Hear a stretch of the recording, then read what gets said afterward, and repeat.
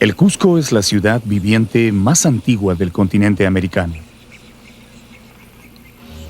Nació en la noche de los tiempos, en una época que no es posible precisar, y ha existido sin interrupción durante siglos, manteniendo inconmovible su presencia en el mundo andino.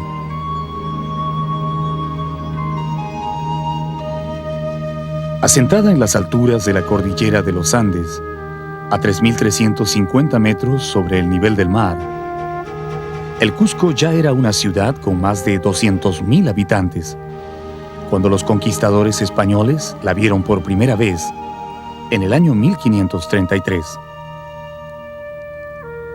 Dicen que su nombre antiguo era Acamama, pero se cambió a Cusco en la época en que los incas comenzaron a expandirse y formaron el imperio del Tahuantinsuyo.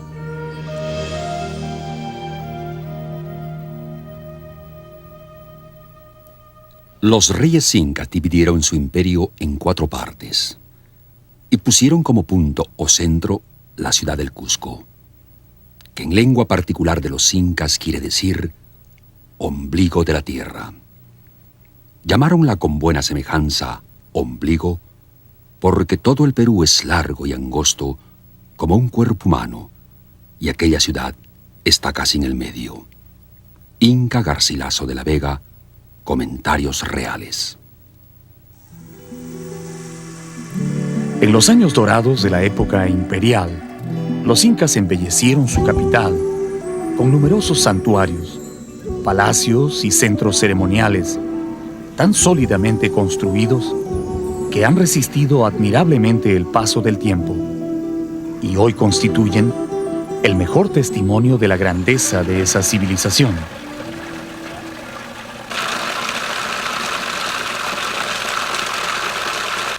Actualmente, cualquiera que visite el Cusco puede ver tantas construcciones provenientes del pasado inca que no podrá dejar de preguntarse: ¿cuánto tiempo tomó levantar todos estos edificios? ¿Y quién ordenó hacerlo?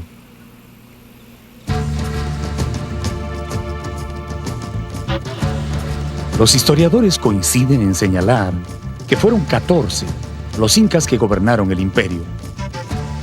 Sin embargo, la mayor parte de esos incas pertenecen al mundo de la leyenda o la imaginación, porque no hay nada que pueda probar que realmente existieron. Desde Manco Cápac hasta Huiracocha, todos son incas míticos, y solo los 5 últimos corresponden al periodo que se denomina histórico, del cual hay testimonios comprobables.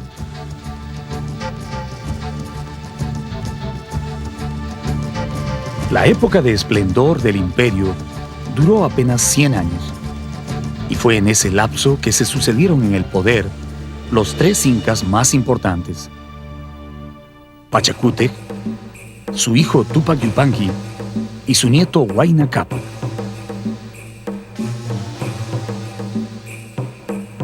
Todo lo que podemos apreciar en nuestros días como herencia de los incas fue construido durante el mandato de esos 3 gobernantes, que se conoce como el siglo de oro del imperio, y está comprendido aproximadamente entre los años 1430 y 1525. Pachacútec fue el gran iniciador, Túpac Yupanqui el conquistador de los más grandes territorios, y Huayna Cápac el estadista que organizó y dio forma al imperio.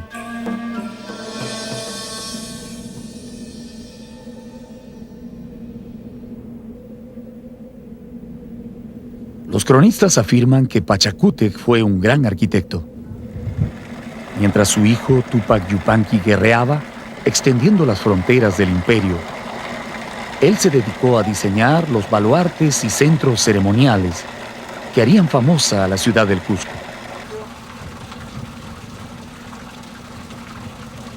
Sus construcciones fueron monumentales y casi siempre tuvieron un carácter ritual.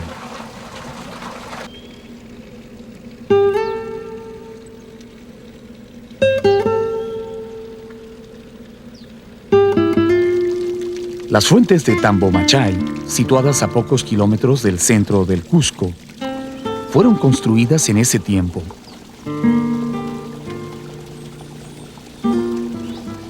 Eran parte de un gran santuario donde se rendía culto al agua y a donde los gobernantes incas se retiraban a descansar en determinadas épocas del año.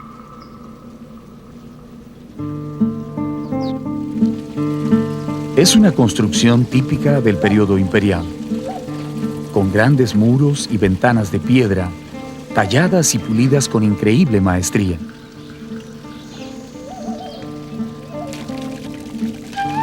Nadie ha podido descubrir de dónde viene el agua de estas fuentes. Lo que sí se sabe es que nunca se termina.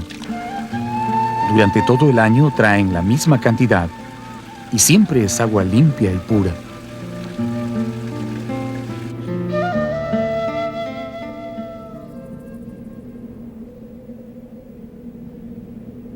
A poca distancia de Tambomachay está Kenko, otro santuario incaico que probablemente estuvo dedicado al dios del trueno.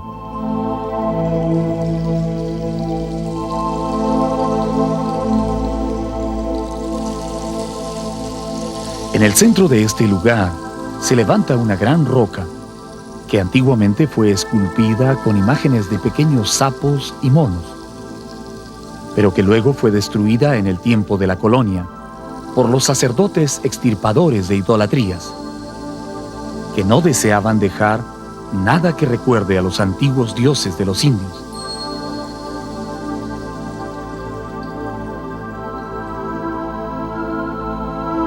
Esa piedra sagrada está rodeada por un gran muro semicircular, parecido a un anfiteatro, donde se realizaban las ceremonias religiosas.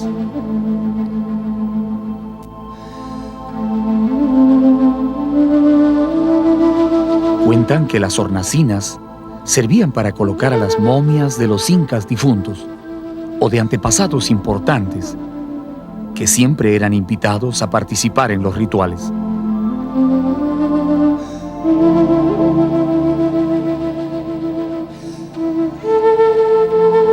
Todo el roquerío que se encuentra encima del santuario fue tallado con incontables figuras y escalinatas, como si un grupo de maestros hubiera querido probar sus talentos, labrando las más difíciles formas en la dura piedra. En la parte más alta destacan dos pequeñas prominencias pétreas, que al parecer eran algo así como un intihuatana o reloj solar que servía a los sacerdotes y astrónomos para medir el paso del tiempo.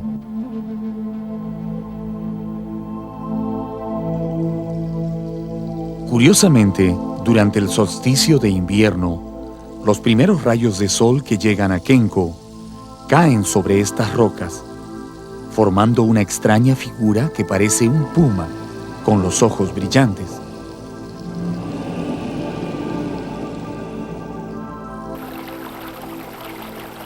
A corta distancia del reloj solar se ve un delgado canal por donde probablemente fluía chicha o sangre de los animales sacrificados durante los oficios religiosos.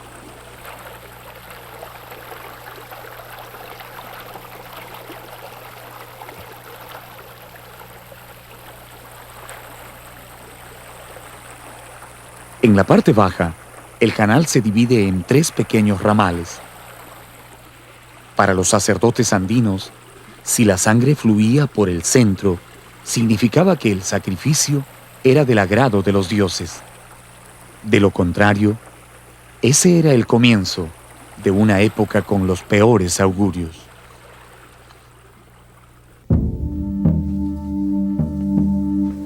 Un estrecho corredor excavado en la roca viva pasa por debajo del santuario, internándose en las profundidades. Probablemente de allí deriva el nombre de Kenko, que significa laberinto.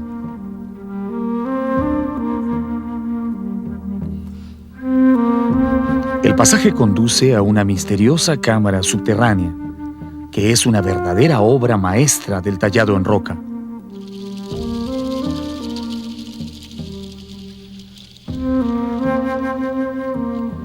Como si la piedra fuera una materia sencilla para sus manos, los alarifes incaicos la cortaron como quisieron, formando alacenas, escalones y un gran altar de sacrificios. La mesa ceremonial servía para embalsamar los cadáveres de los nobles y personajes importantes. Pero también se han encontrado huellas de sacrificios humanos que se realizaban en secreto en las profundidades de Kenko.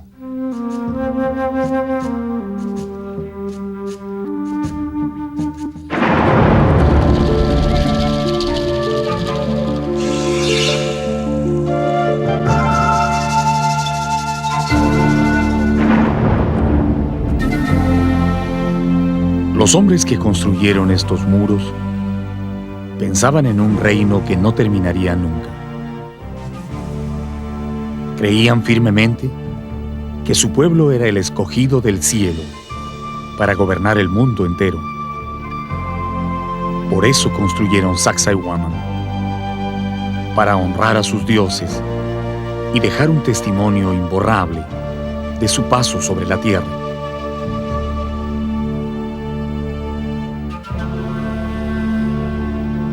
Hacia el año 1450 de nuestra era, Pachacútec Inca Yupanqui, el noveno gobernante de los incas, ordenó iniciar la construcción de un imponente santuario, con el que quería celebrar las victoriosas guerras de conquista de su hijo Tupac Yupanqui.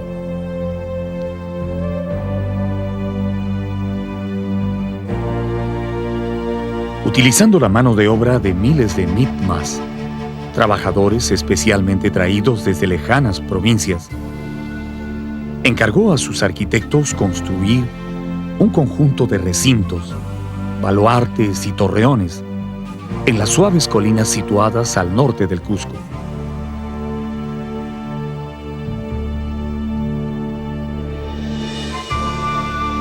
Esas construcciones tenían también el objetivo de concluir el diseño de la ciudad.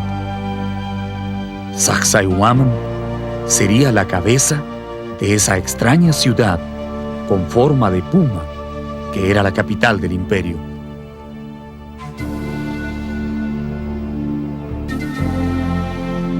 Los trabajadores iniciaron la obra en el tiempo de Pachacútec, pero el Inca no llegó a haber terminado el trabajo. Fue Tupac Yupanqui, el 10º emperador, el que concluyó este gigantesco templo, que años después sería confundido con una fortaleza.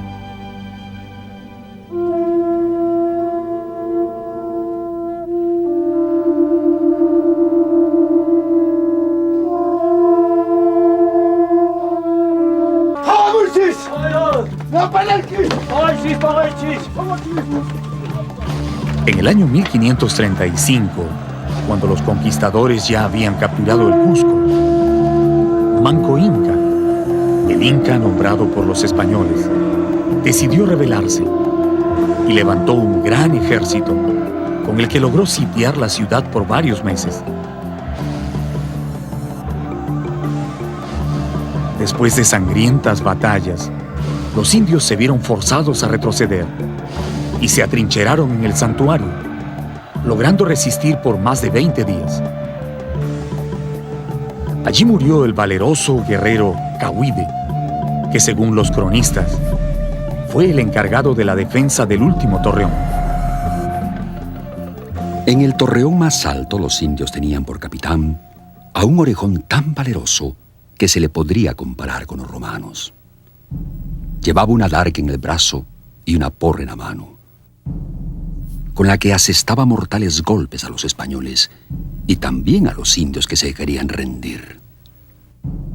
Andaba como un león de un lado a otro, pero al final, viendo clara la perdición de todo, arrojó la porra a los cristianos y tomando pedazos de tierra, la mordía con tanta congoja que no se puede decir. Después se echó de lo alto de la fortaleza para que no triunfaran sobre él. Cronista Pedro Pizarro, 1536.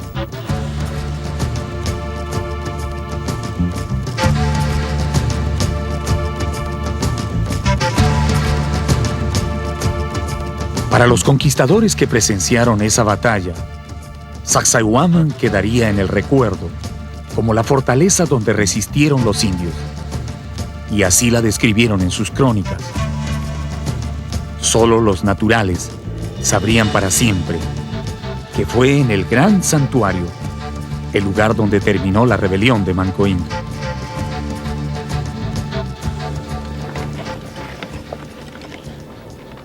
Los pacientes trabajos de los historiadores y arqueólogos han permitido en las últimas décadas rescatar la verdadera función de Sacsayhuaman como un importantísimo santuario dedicado al culto del sol y otras divinidades andinas.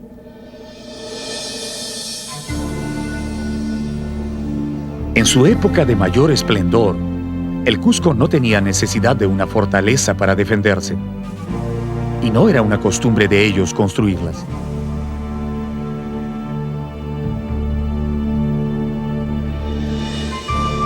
Los recintos de Sacsayhuaman, aparte de su función religiosa, eran utilizados como depósitos de alimentos, vestidos, almacenes de armas y también de huacas e ídolos, cuando el templo del sol en el Coricancha resultó demasiado pequeño para albergar los dioses de las provincias conquistadas.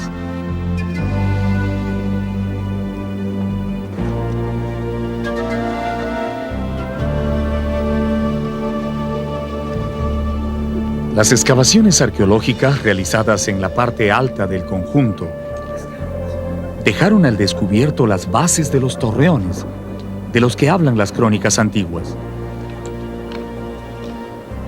Se cree que estos torreones tenían más de 15 metros de altura y servían de observatorios, desde donde se podía dominar todo el valle del Cusco.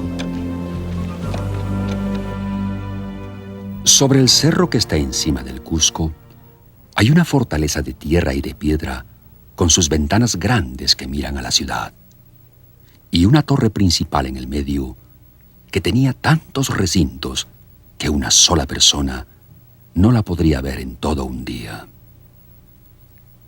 Cronista Pedro Sánchez de la Hoz.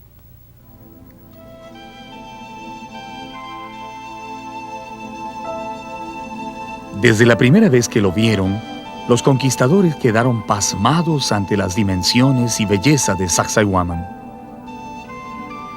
Les resultaba imposible creer que un pueblo ágrafo, sin conocimiento de la rueda ni del hierro, hubiera podido levantar estos poderosos muros, con rocas que sobrepasan las 100 toneladas, y asentadas unas sobre otras, sin ningún pegamento entre ellas.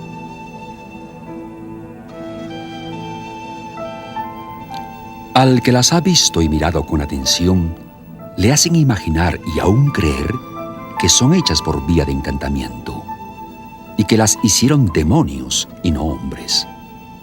Porque la multitud de piedras tantas y tan grandes como las hay, causa enorme admiración. Inca Garcilaso de la Vega, Comentarios Reales.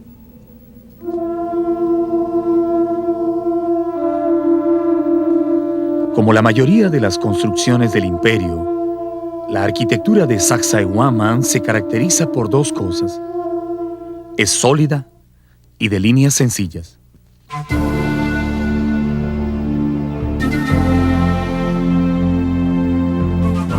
La austera personalidad de los incas no permitía más adornos en sus edificios que el maravilloso pulido de las piedras. Aun cuando otros pueblos anteriores a ellos, como Chavín o Tiahuanaco, decoraron sus santuarios con esculturas y estelas, los incas prefirieron un estilo sobrio, pero resistente en su arquitectura.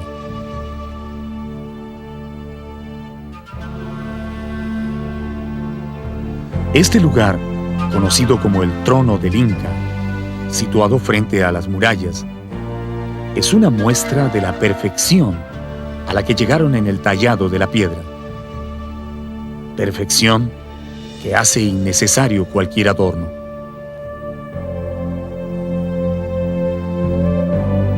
En conjunto, viene a ser En cuanto a esculturas, la escultura que a mi juicio es la de más fino acabado y que les habría demandado mucho tiempo para trabajar, porque esta es una escultura hecha en piedra diorita.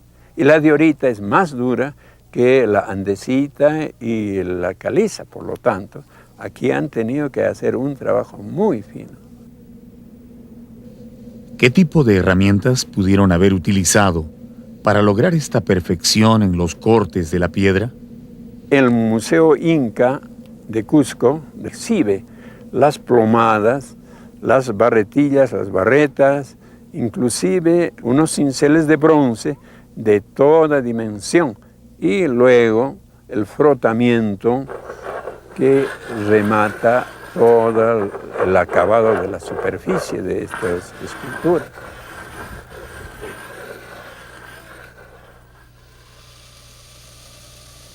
¿Sería cierto que existía un túnel secreto que unía a Sacsayhuaman con el templo del Coricancha?